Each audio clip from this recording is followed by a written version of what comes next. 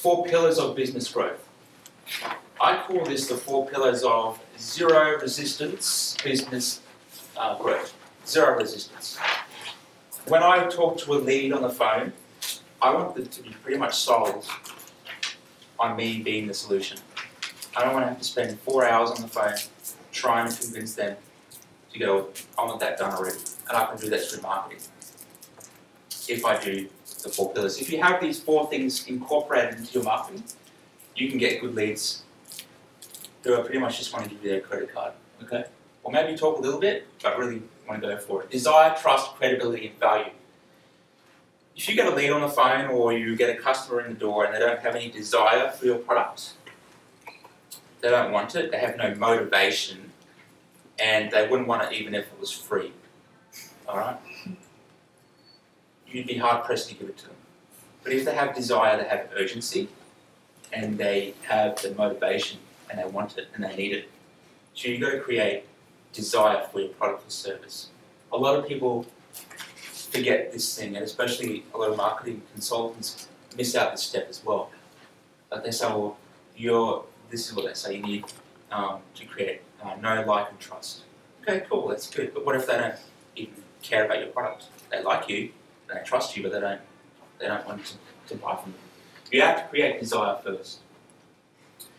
Trust is rapport, being comfortable. Let's say I go to the top heart surgeon in the country, but something about him just doesn't make me feel right. Okay? I'm not going to let him operate on me. I need to have that trust. I need to have rapport. Even though he's like really awesome. Credibility is that credibility, knowing that when I go to this person, I'm going to get the best service, I'm going to get the outcome that I want, and this guy's credible, he's done it before, and I'm really happy with his qualifications and so on. Qualifications, I mean basically experience. I don't necessarily mean degrees and things like that. And value, people need to value what it is that you sell, because people look at, subconsciously what happens is when you give money to someone, you worry more about losing than you do about gaining. So you need to make sure that you educate them, you tell them of the value. Who's seen, well, you've all seen The Price is Right, yeah, the TV show? If humans were so good at understanding value, then everybody would win. But not many people do. Okay? So we have to, as our job, our responsibility is to educate our clients on the value of what we're providing. And we do that by linking our outcome, or their outcome, to our product or service.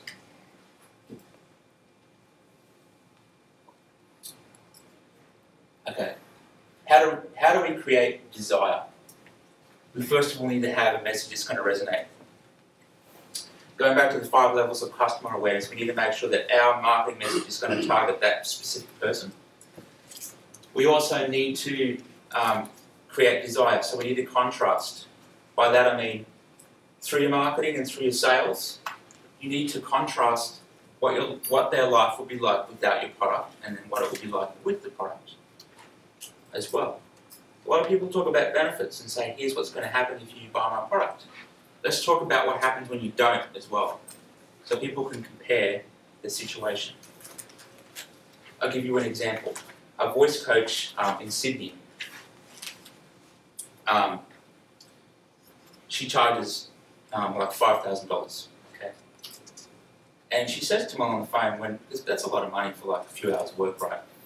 So she says to them, how much more money do you think you might earn if you can present better, if you can have more impact, and how you can reach more people and people can take you more seriously? How much more money do you think that could make you earn? Okay, an extra $50,000.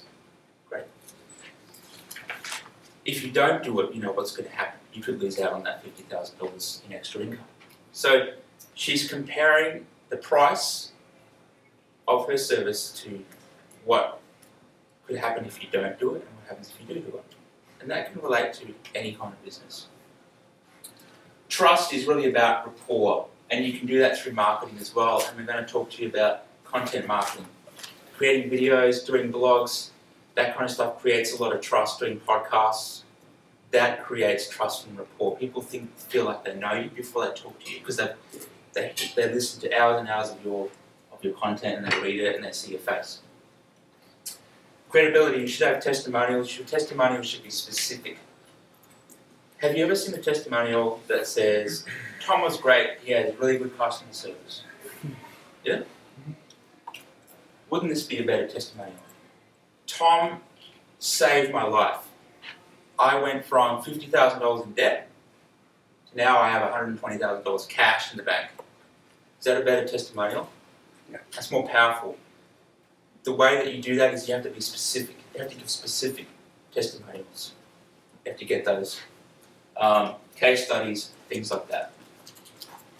And value, like I said, if you are asking a client to invest, say, $2,000 in your product or service, you have to show them why is it valuable, and not from your point of view, but from theirs. So you have to be clear on what their outcome is. All right? It could be they want to save money. It could be they want to make money. It could be that they want to prevent a disaster from happening. It could be they want to look good so they can impress people. Work out what their outcome is and show them that by trading these dollars, I'm going to get the outcome, and compare the two. All right, really important stuff to do. Really important to educate your clients on the value. So if you don't do that, they're either going to price shop you or they're going to complain about the bill.